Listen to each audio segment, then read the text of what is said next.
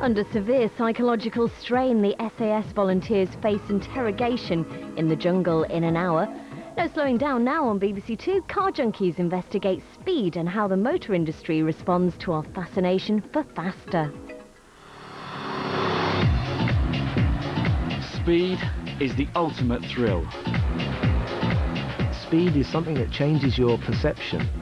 For me, it's a very key part of my being. It's a rush, really, essentially. It takes you back to childhood, going to the fun fair, and it makes your heart go whoosh. Today's cars are super fast, and young men will push them to the limit. If you can keep going till like the tyres explode at the front with the sparks and the thrill, people know you've done some good driving. But the thrill seekers can be killers. He uses the car as a weapon. It's a loaded gun to him, really. Nothing seems to stop us. We're addicted to speed.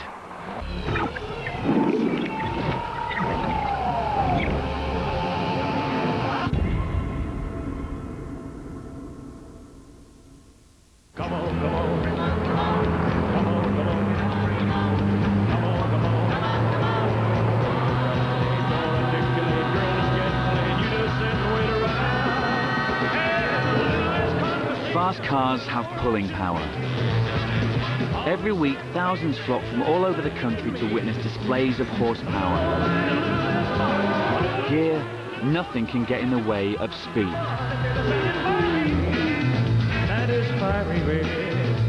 The thing that makes it worthwhile is going onto a racetrack with a fantastic racing car and being allowed to drive as fast as you like.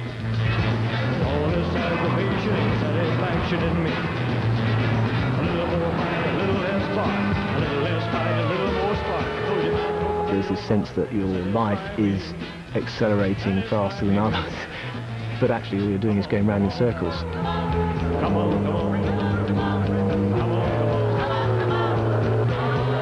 From stock cars to Formula One, speed means glamour. Driving cars fast feels good. For some people it might be a sense of sexual power, you know, what power you've got under your bonnet. It doesn't matter. It feels good to drive cars fast. It's exciting. You feel like you're leaving the world behind, you're leaving your troubles behind.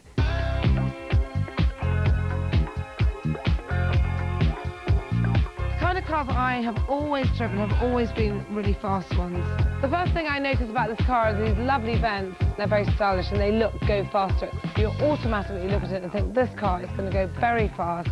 It's got a nice compact little bottom, you know, just like mine. I aspire to these type of cars because I honestly think you really don't need a man if you've got a car like this. It's so beautiful and it goes so fast and it never answers back and it never complains. It just gets you from A to B really stylishly.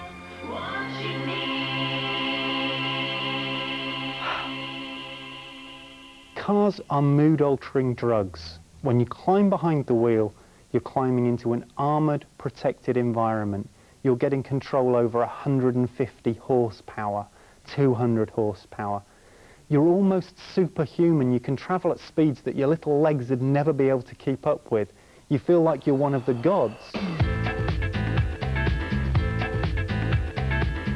And the Bible of speed is max power. A publishing phenomenon, the magazine now sells more than 200,000 copies a month.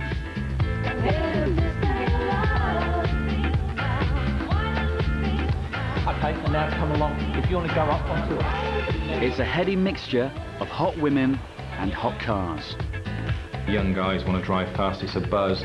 There's very little excitement in lives these days. People go to work, they do their job, they go home, they watch TV, they go to bed.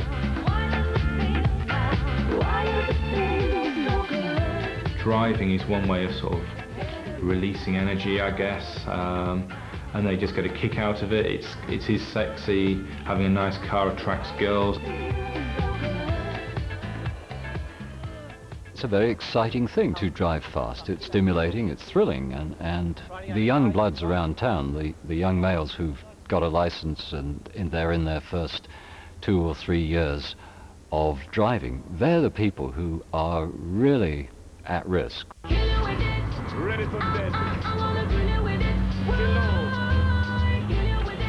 This is the max power generation. Young men who are willing to risk everything for speed.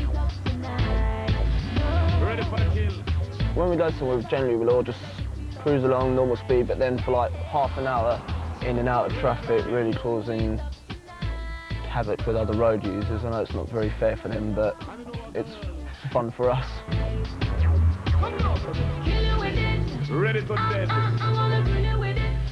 When we're out racing, you know, I mean, I don't really think about the danger quite as much, because there's the thrill, the buzz, the adrenaline's great. In their world, what really matters is the size of your pistons. I've got a Ford Fiesta RS Turbo.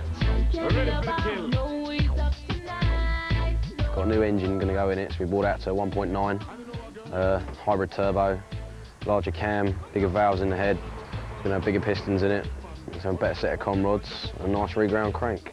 Put it on the rolling road and hopefully get some more horsepower out of it.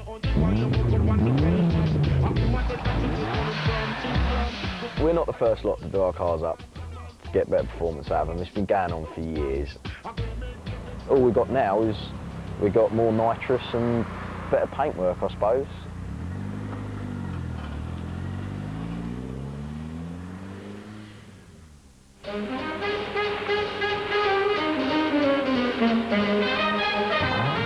It all kicked off in 1940s America.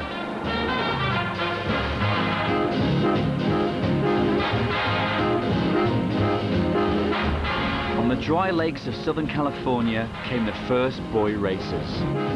Young men were returning from the war and they wanted some excitement. They took old cars, put in high-performance engines and called them hot rods. Hot rodding was always a young man with very, very little resources. And he simply would go to a junkyard, find parts of another car that would fit on his car to make it different.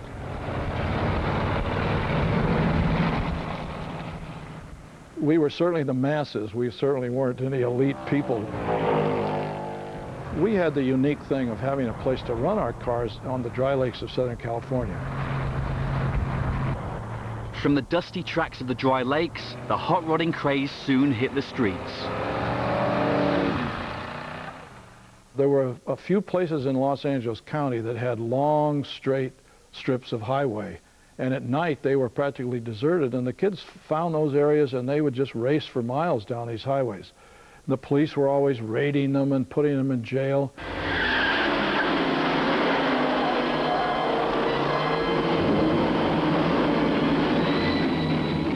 Racing became the badge of rebellion to disaffected American youths.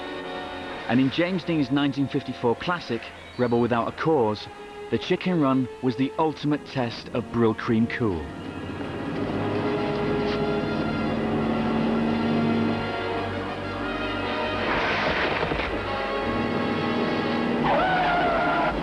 But this racing rebellion on the streets and screens was causing grave concerns about safety.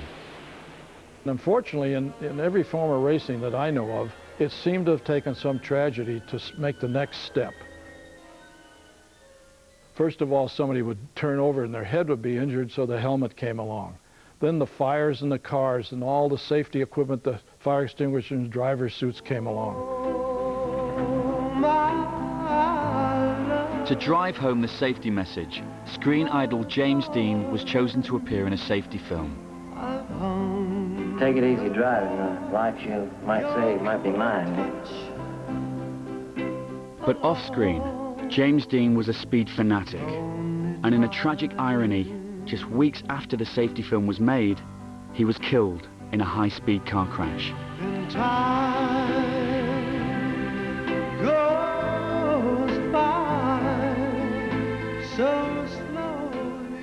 Even such a high-profile driving death did nothing to slow down America's speed-crazed youth.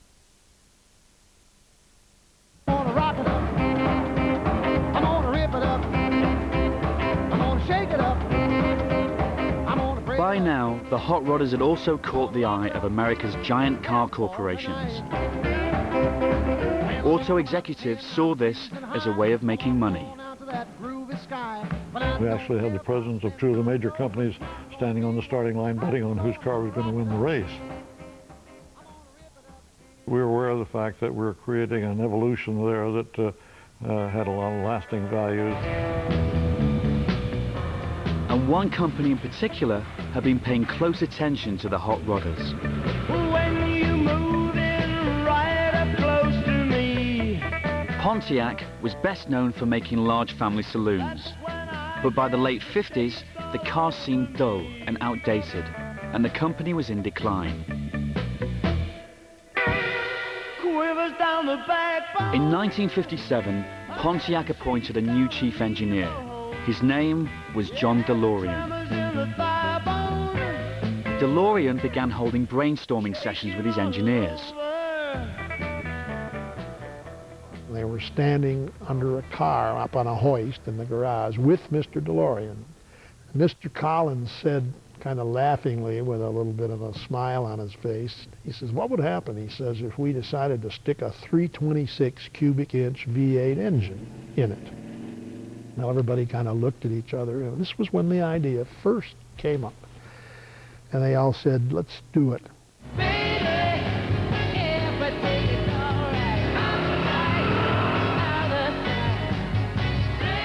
By putting in a 225 horsepower engine, they had brought the excitement of hot rodding to a mid-sized family car. They had created a beast called the Pontiac GTO. We took racing, we took performance, we took the excitement off the track, and we now put it on the street. Now, as irresponsible and antisocial as that may sound, you know, that was a marketing reality.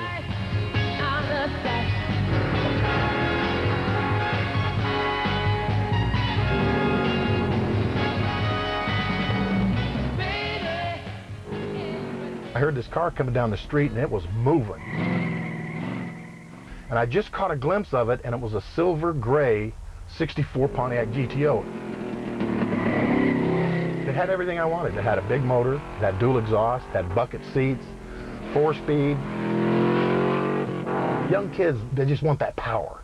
You know, it's right there at your fingertips.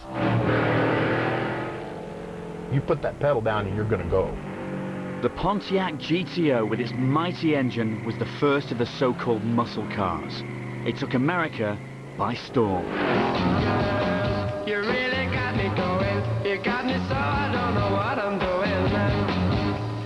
Yeah. In Britain, we were enjoying newfound freedom.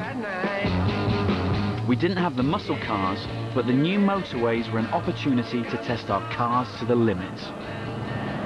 Excitement. Style. Luxury.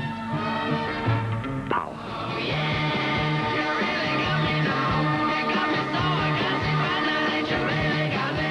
I remember driving up and down this country to discos and gigs and things like that, even before the M1 opened. And then you opened the M1. Wow! From the Blue Ball right down into near London. Oh wow, and mad speeds down the road. Oh, it was tremendous. 110,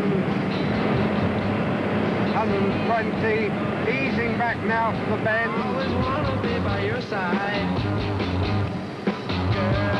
Girl, you really got me now. You got me so. Sports car companies began to use the M1 as a test track for their cars.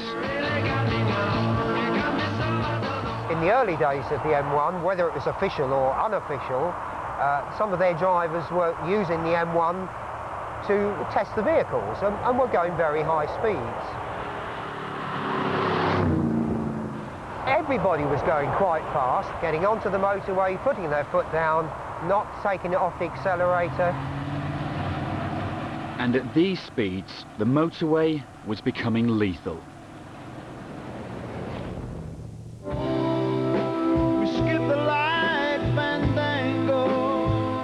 In 1965, 150 people died every week on Britain's roads, 3 times the rate today. I was feeling kind of seasick. As a a traffic patrol officer, I saw a lot of people driving too fast, people driving large cars that were not trained to drive large cars. They just bought one or hired one and just went fast. And you have to appreciate that you've got to be able to stop. When you're driving fast, it takes longer to stop, and everything is much more difficult. And speed certainly caused accidents in those early days.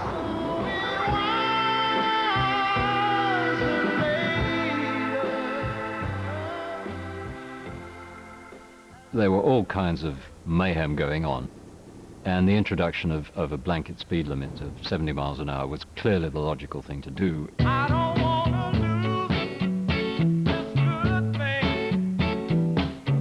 But not everybody saw the logic. A group of sports car owners met at Newport Pagnell services on the M1 to protest against the speed limits. Hello. Hello. You're here to protest, are you? Yes, we are. Why? Well, because I think it's stupid. I drive a lot each year. I drive about 24,000 miles, and a lot on motorways, and it's quite ridiculous if you're expected to sort of dawdle along at 70 miles an hour. How fast have you been in your car? I've had it up to about 115. But the British motorist has got fed up with being pushed around by successive governments, not just in terms of speed limits and parking restrictions, but in terms of tax on petrol, tax on motor cars, and all the petty privations that have been put on us as motorists over the years. The man behind the protest had more than a passing interest in fast cars. My job in the old days was sales director of Lotus Cars, and we sold our cars on the image of their speed, their handling and their general performance. So when the 70 limit was proposed, that prejudiced the future of our sales, in my opinion. I don't like being told what I've got to do. So therefore my passion about the speed limit was very much based on, here comes another law aimed at the motorist, and we motorists are suckers. We don't stand up and fight for what we believe in. The protest was in vain. The 70-mile-an-hour speed limit was introduced in December 1965. Just a special great one from Pontiac GTO. But there was no slowing down the Americans. A new image was bursting forth in the American automobile scene. It was called the image of the muscle car. 60-inch spoiler airfoil. The judge will rule. Everybody was encouraged that acceleration from 0 to 60 in 7, 8, 9 seconds, that was the hallmark of a good car. Then I saw her face. Now I'm a believer. Muscle cars caught the imagination of a generation. Power and speed suddenly became affordable. I'm in love. I'm a believer. I couldn't leave. And to this day, muscle cars have their obsessive collectors. This is my 1970 Dodge Challenger RT 440. I've had this up to about 150 mile an hour, and it does get a bit hairy. This car goes fast and looks as though it goes fast. It's the whole point. It's got to look like it does something. That's the whole point. These cars are what make me really feel some kind of passion, and it's the muscle car. It's nothing more, nothing less. It's the thought of having like a V8 with the most ridiculous amount of air and fuel being thrown in the carburettor, churned up, exploded, and you know, when you're in a real proper V8 and you put your foot down, you're scared.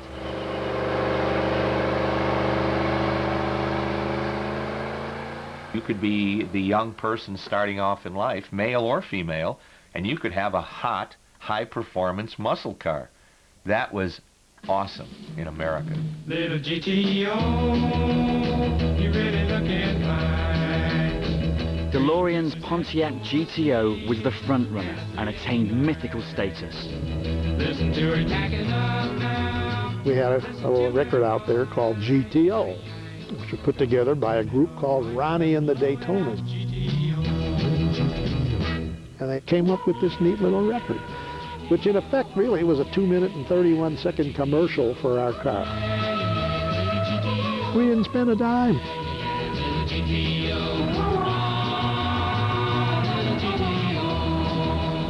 I ordered it without any power assist equipment because I wanted all the power to go to the motor. If you get air conditioning, power steering, all of that, that adds weight and takes power from the engine. So I ordered it stripped except just the motor, you know, 4-speed, positive traction, things that would make it go fast.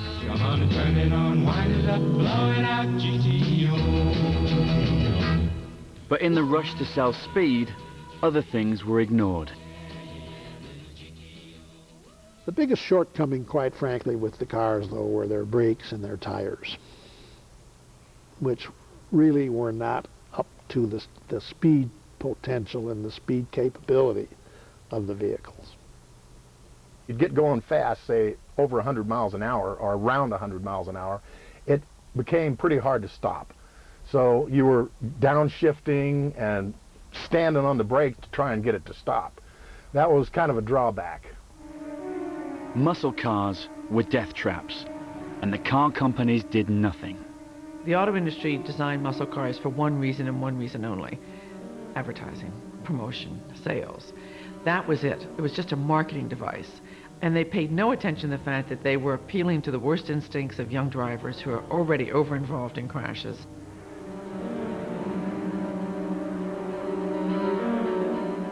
How safe were they, you ask me? Nowhere near as safe as they should have been. We knew a lot more than we were actually doing. And the evidence was on the roads. More than 500,000 people died in traffic accidents in the 1960s. 10 times the number of US soldiers killed in the Vietnam War.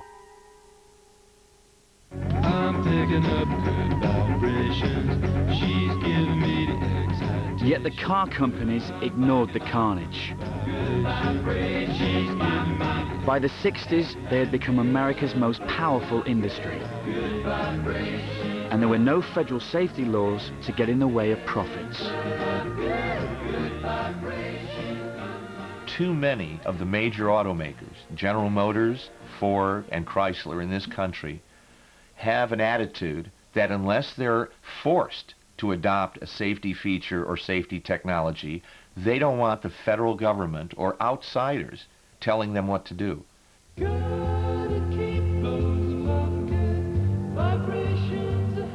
But this was to change. In 1965, a young law student decided to take on the car barons. I used to hitchhike a lot, and I saw a lot of grisly human tragedies, and I began to see the way the car crumpled, and the way the steering column would ram back into the driver, and the way people would be ejected from the car or through the windshield.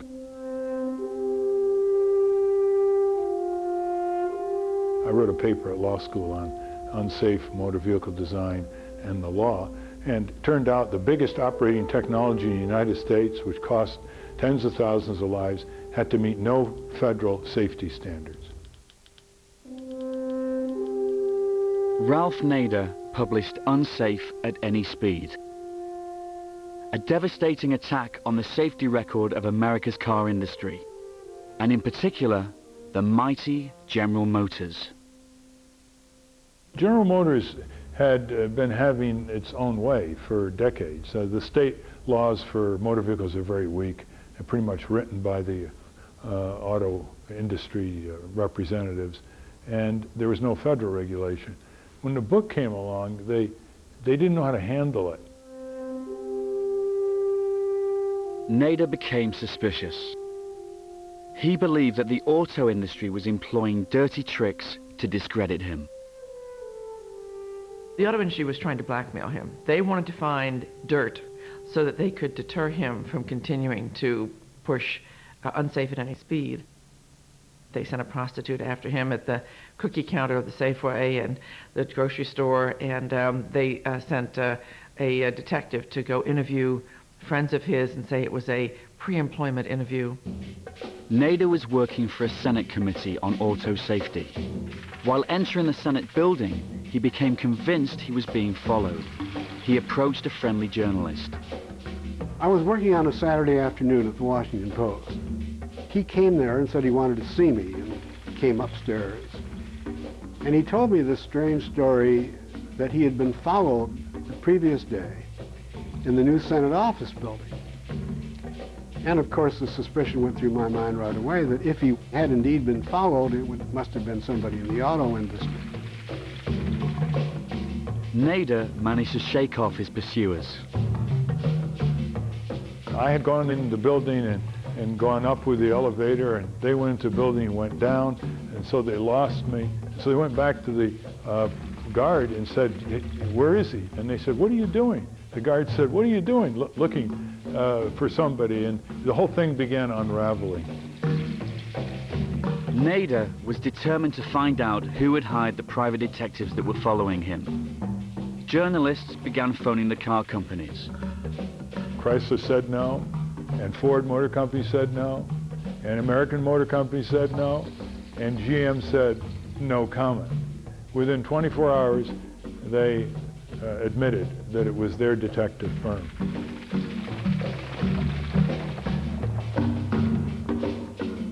The president of General Motors was forced into making a humiliating apology to the Senate committee.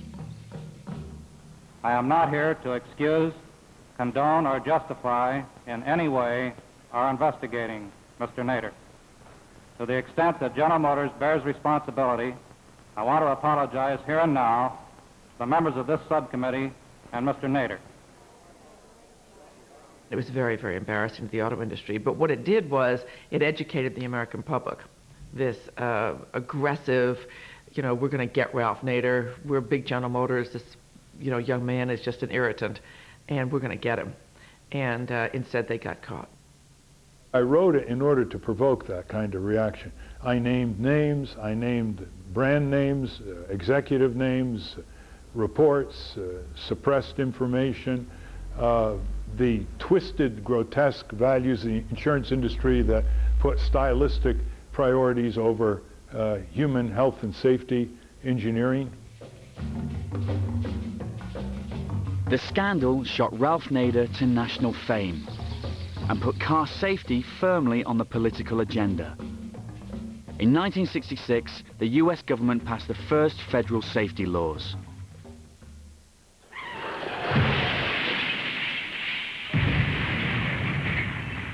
But the car barons didn't give up easily.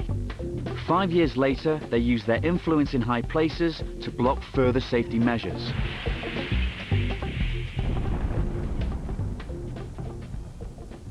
One of the most classic, blatant examples of the interference by the car manufacturers into the safety features in cars occurred in 1971. Henry Ford II, as chairman of Ford Motor Company, and Lee Iacocca, who was president of Ford Motor Company, went to the White House, and there was a meeting held with President Richard Nixon. At that meeting, Lee Iacocca and Henry Ford expressed their position that safety was killing their business, and that head restraints and shoulder belts were complete wastes of money, and they didn't want airbags in our cars. What President Nixon did, he gave the word to the Secretary of Transportation to delay or cancel all of these pending safety standards. That meant that people would not have the safety technology in their cars, and people would die and have died needlessly because of that terrible corporate decision-making. Love letter straight from your heart. In Britain too, death on the roads was making people think about safety. Keep us so near while apart. It took a while for people in the UK to wake up to the road safety issue. And certainly you look at the death toll in the mid-60s, and by today's standards it's horrific, especially given the small number of cars on the road by comparison. But people eventually worked out that you just couldn't keep killing people on the roads in these numbers and have it being socially acceptable. If it hadn't been for that seatbelt, he'd have smashed through the windscreen. Now imagine this happening in a car. In the mid-60s, few people wore seatbelts. So the government launched a massive publicity campaign. I went into the adverts with a terrific sense of up lads and at 'em. It was a real gung-ho thing, and we didn't pull any punches. If somebody was to hit you with a broken bottle, you'd think they were a maniac. Yet a lot of you risk far worse damage than this every time you get in your car, because a broken windscreen can do far greater damage than a broken bottle, if you're not wearing a seatbelt. Going to my girlfriend's house, only about 4 miles up the road. You could see my house from where the accident was. It was only 5 minutes' journey, and I didn't think it was worth wearing a seatbelt. Clunk-click every trip. All sorts of arguments were put up. You know, if you wore a seatbelt, you break your neck. If you drove into the canal and you were wearing a seatbelt, then you're going to drown. If you have a crash and the car bursts into flames, you're going to get incinerated.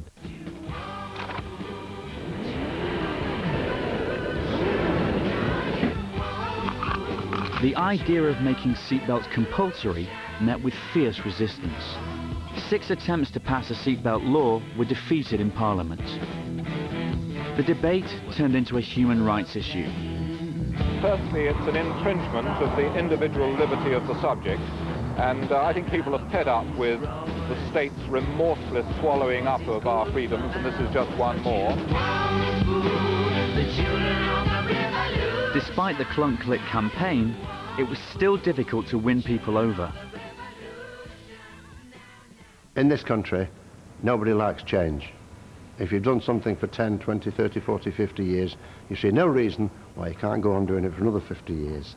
And seatbelts was one of those things which was a very good idea, but because it was change, people, what? Strap myself in the car?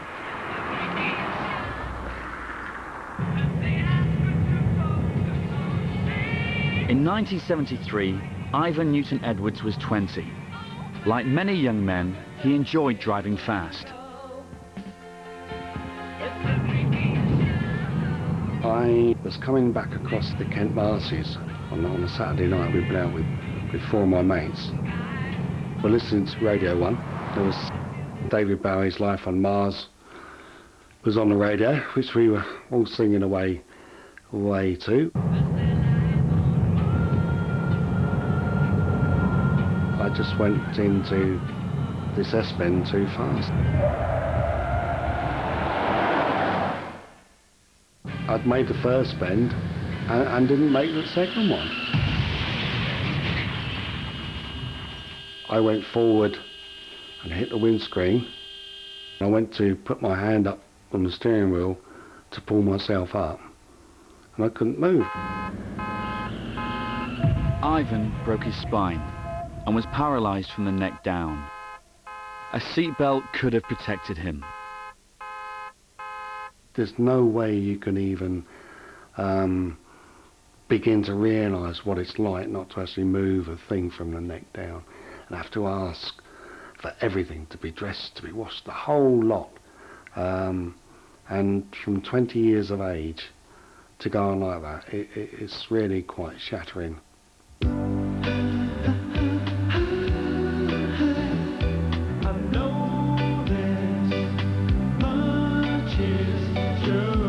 After 10 years of campaigning, wearing seatbelts was made compulsory in 1983.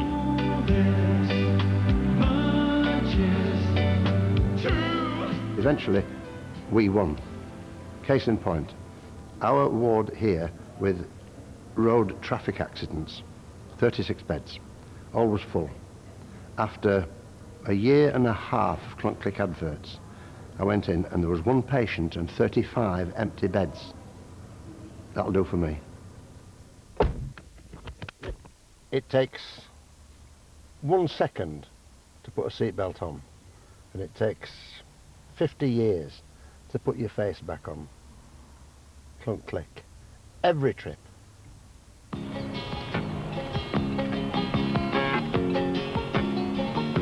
Images of speed and power continue to dominate our TV screens. This is the General Lee. The Dukes of Hazzard was one of the most popular television shows of the early 80s. Oh, hello. Did I watch the Dukes of Hazzard? This is Daisy Duke. That's Dukes of Hazzard car. It was like a rally car. It was just great. It was the car which could endeavour and endure any damage and adventure. Dukes of Hazzard, it's really quite funny because I do not remember the actors or anybody that was in it. All I remember was the car. That's all I remember. The car doing backflips. The car going over bridges. The car driving through water. The car was really the star of the show. I don't remember who was in it. Dukes of who? Who were the Dukes? I don't know. All I remember is the car. Dukes of Hazzard was the one that everyone really related to, especially in Dagenham. You know, not saying that, you know, they anything like the trailer trash out there in America at all. No analogies at all. But there was a lot of you know, there was a lot of Dagenham lifestyle. They really associated themselves with the Dukes of Hazzard. And there were guys who had those horns fitted to their cars, you know, and the rebel flag in the back window and stuff like that. When I was 12 years old, my dad got us 3 cars each. For the summer holidays, when we were sort of about 12, because we're on a farm, we each got one of these cars. And I stuck my doors together, and I used to wear the jeans every day, like Daisy Duke. And my brother would be the fat sheriff. Let's get out of here, Luke. Thanks a lot, Daisy. We appreciate it. A lot. The series revolved around how far Bo and Luke could push their car.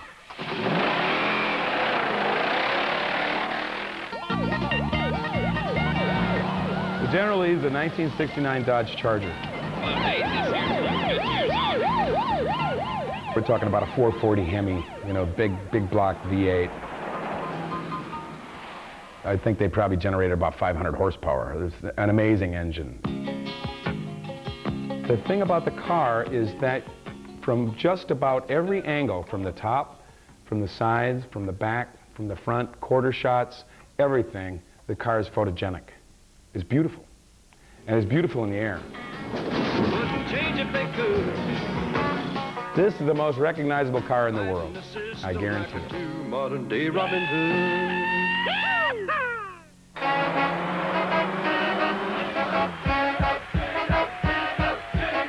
By now, a scaled-down version of a General Lee had hit the streets of Britain. Just like the muscle cars in America, a group of German car designers brought high speed to the masses. It was just 2 guys, I think, 2 engineers at VW just playing around with some ideas.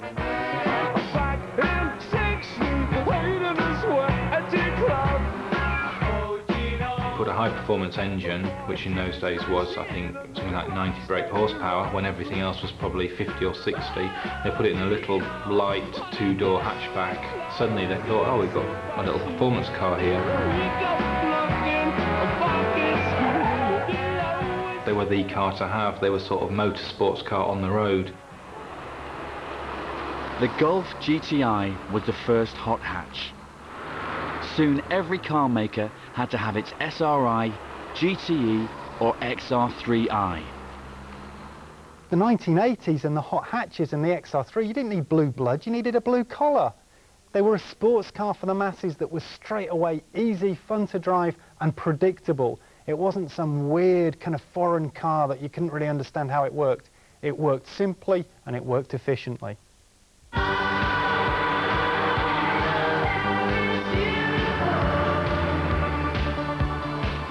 Just happened to be walking down the street one day and I saw a black Golf GTI. Not only was it the right colour, it had the right speed. It had an 1800 engine.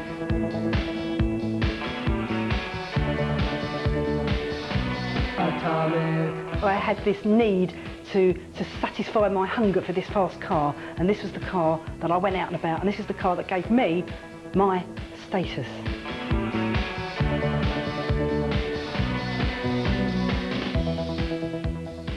It was the first time that kids were actually could access this mythic amount of speed. That, you know, they weren't that fast, but they were fast, and there were kids roaring around, racing each other all over Essex in these cars.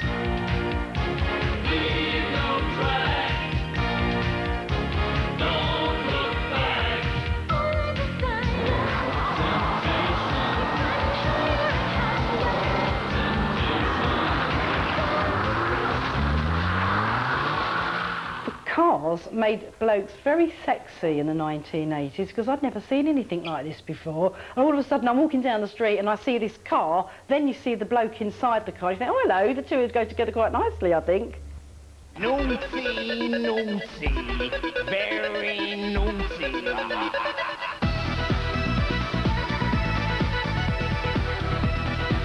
But hot hatches were becoming too hot.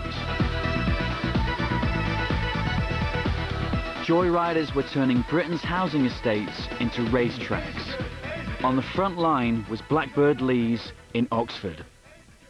The most popular cars in Nick at that time was the Vauxhall Astra GT, probably closely followed by a Golf GTI and also by the Peugeot 205.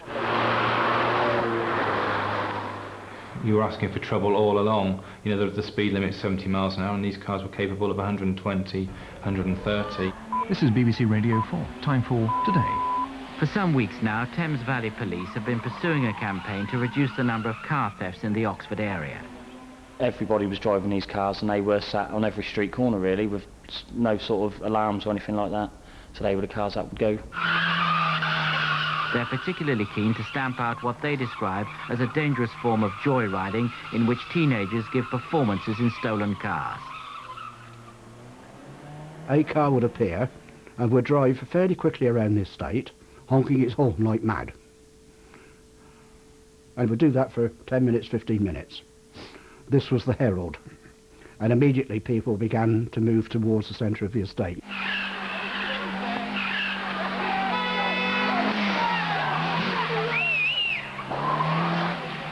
Beat the horn, do a couple of handbrake turns and that, get it smoking, everyone's then jumping up and down and cheering, and if you can get the car to do 360s, then even more respect, because plenty of skill involved in that. While the tabloid press painted a picture of an estate gripped with fear, the truth was that many locals enjoyed the show. They were out there with their family and the sandwiches and flasks of coffee and tea, sitting on stools and really enjoying it all. The weird bit for me was not so much the young uns and stuff like that cheering. It was like the odd parent, you know, some of them would be cheering out there shouting, go on, you know, and do this, do that, and it was a shock, really. Yeah, it was a shock. The media outrage led to a police crackdown on the estate.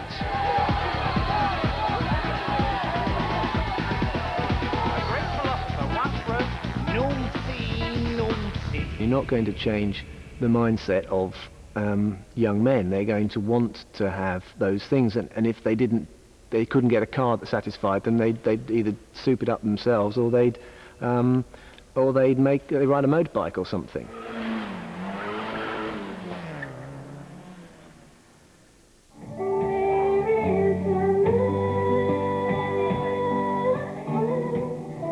Her music was her main thing.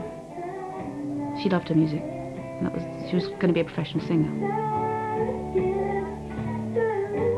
She appeared in all sorts of things at school, stars in their eyes and things like that. She was in the choir.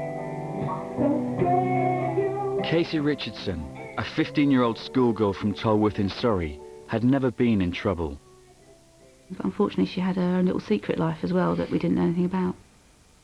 On Friday the 22nd of December 2000, Casey went out with a group of friends. Unknown to her parents, she liked going out with boys who drove fast. She just bounced down the stairs and said, bye, see you later. And I don't know why I didn't do it, but every time they go out the door, I always say to them, see you later, love you. But that night I didn't do it. When Casey failed to return home at her usual time, her mum began to worry. She hadn't come home, and by 11:15 I was driving the streets looking for her. And that's 15 minutes. And most parents would think, oh, 15 minutes, they've got themselves caught somewhere. And by 11:20 I was back here ringing around the hospitals. Casey's friends had been racing, and the car she was in lost control. They came round that bend at speed. The tyres of the Nissan Prairie were rubbing against the curb, and the car had then mounted the curbway. The vehicle then spun out into the road.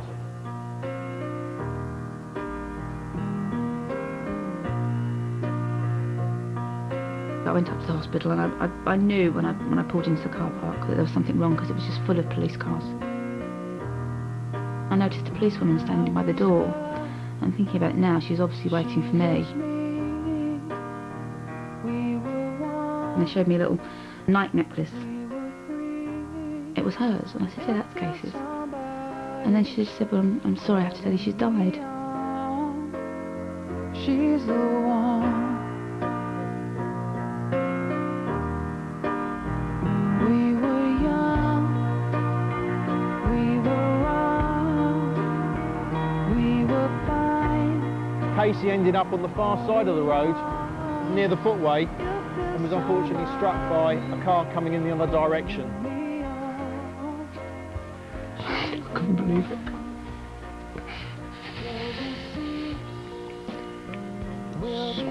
Couldn't sink in.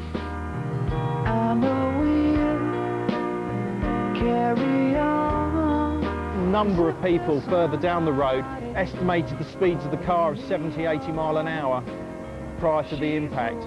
The true speed we'll never be able to identify for certain.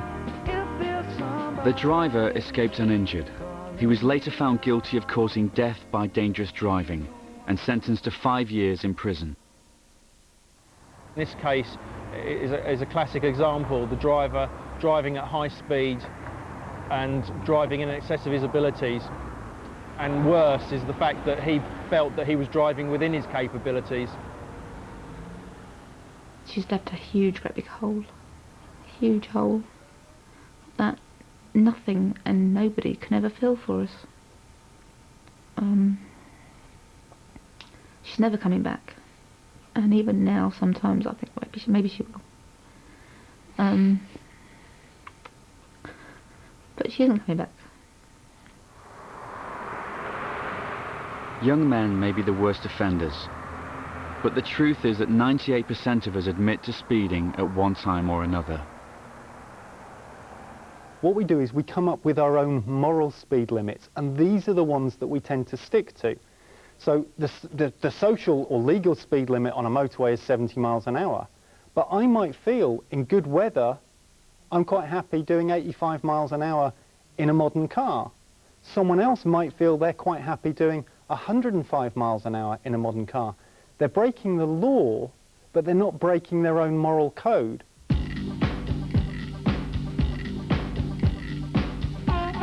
Unlike other dangerous antisocial behaviour like drink driving, speeding is considered acceptable.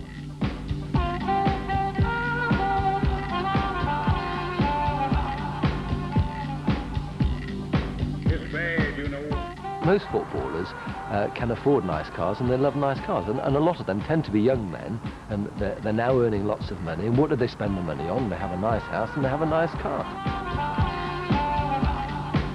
I drive fast on the road. I drive beyond the speed limit. I'll put my hand up and say it now. But I don't think I'm the only person that does it. It's bad, you know. I had a very public court case with my speeding ticket. I think I was going well over 100 miles an hour down the M3, and when told why was I going so fast, I said, officer, I had no idea. Probably said I was late for the Harrod sale or something awful like that. Now, if you're on the M1 at 3 in the morning, there's nobody around. Come on! Who wouldn't want to put their foot down and just feel the breeze? Well, I do, and that's why I've got 10 points. But if you have enough money and a good lawyer, it seems you can escape a speeding rap. If there's an angle there, I'll exploit it. I will recognise it, and I will be aware of it, and I'll use it to my client's advantage. It's a game. It's like playing chess. Nick Freeman defended squeaky clean England football captain David Beckham. There's a paparazzi. He's following David Beckham. What do you do with that from a legal point of view? Potentially there, the defence of duress, which really is a very scarcely used defence in road traffic law, because you can only avail yourself to it if you are in fear of death or serious injury. what I argued was, because of the manner of this particular paparazzi's driving, there could have been a very serious accident, and that they decided that these were special reasons, which in fact enabled them not even to endorse his license. Some people been driving too fast. But whatever we like to think, speed kills, and every second counts. There's a whole body of research that shows that in a given situation, quite conclusively, that higher speeds mean more accidents and more people dying, more people seriously injured. For every 1 mile an hour reduction in average speed, you could expect to get a 5% reduction in accidents. There's no other way, there's no other way. All that you can do. In 1992, the weapon against speeding was the speed camera. Within 10 years, 4,300 cameras were catching more than 1 million speeding motorists a year and raising a staggering £60 million in fines.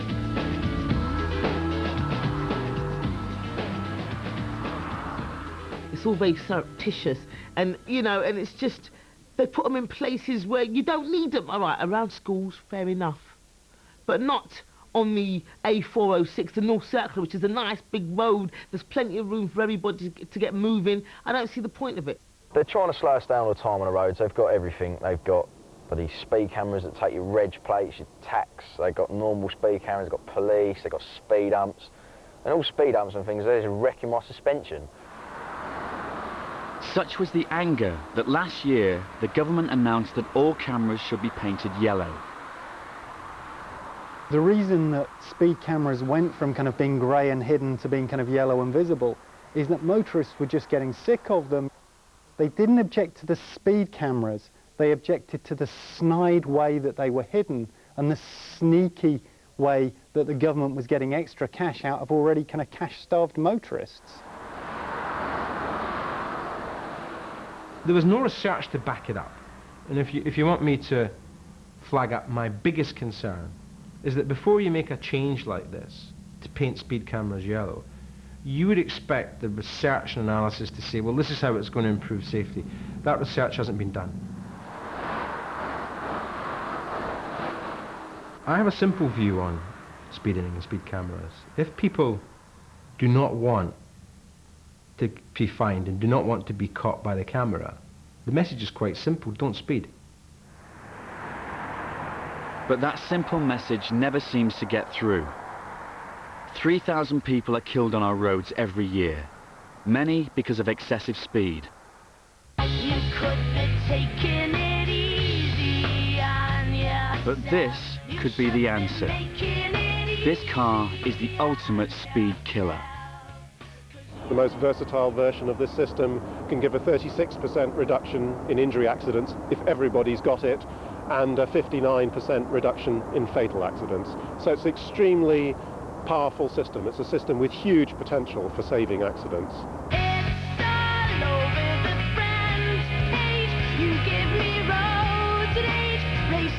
Who better to test it than an unrepentant speed freak?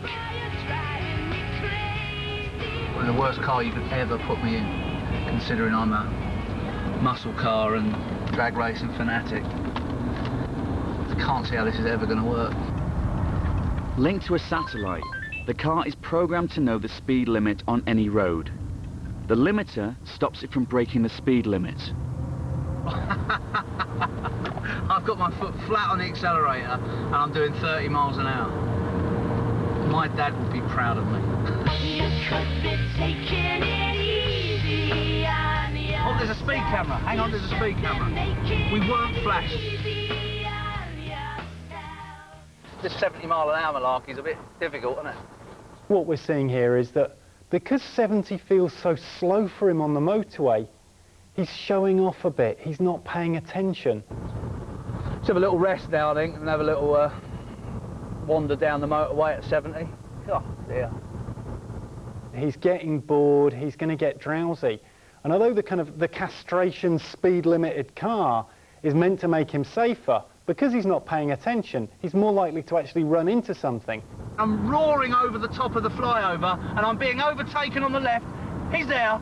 It's a Lancia. No, yeah, it's a Lancia. He's gone past me.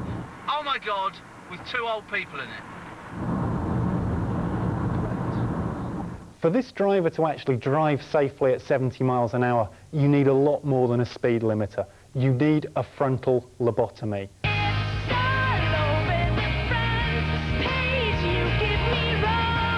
I'm now indicating because I can't possibly stay in the fast lane because everyone's overtaking me on the inside. 2 women. Things like the castration car and the speed limiter. I mean, it's like, yeah, it would be good for us, but we don't want it. We don't want to be slowed down. Let's get back out on the motorway before I just smash this car to pieces. I would not be seen dead in a car that does not do over 70 miles an hour. I know they're bringing all these environmentally friendly electric cars and these cars with the speed limiters that won't... But what's the point? I can walk faster than that. There's no way. I won't be seen dead. It's just not part of my image. It's just not cool. I'm not having it. No. 70 miles an hour is for bicycles and old people on a Sunday. I think that speeding could be becoming seriously last season. I don't think it's clever, and it's a bit in the same as, I mean, you know, it's like music, drugs, a lot. It all comes in phases. 1 minute it's in, 1 minute it's out, and you know, the next you're being sort of dissed for it. I really don't think it's clever to speed, and if I was in a car with somebody who speeded, I would simply say, stop, I want to get out.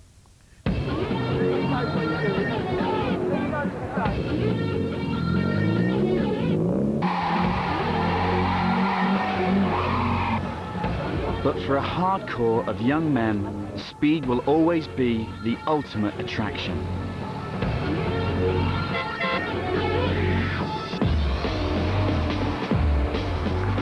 Every week they meet in car parks to show off and race their cars.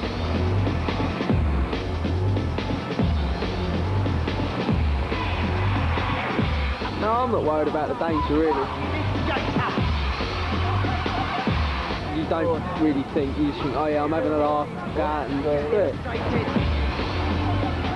What's the buzz, isn't it? Because when everyone's about, and then like everyone starts cheering and whatever else, it's good fun.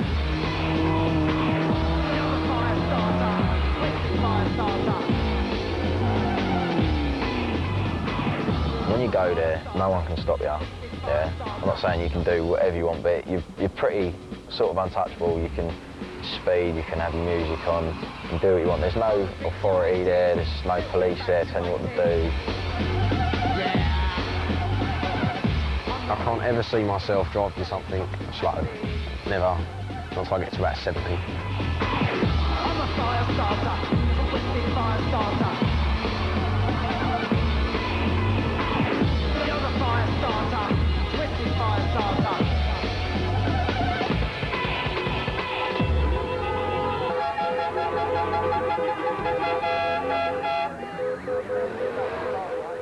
It's all over the front page. You give me road rage, racing to the best days. In 2 weeks' time, they're big, they're bad, but are four-wheel drives as safe as we think? Losing your mind, but you and I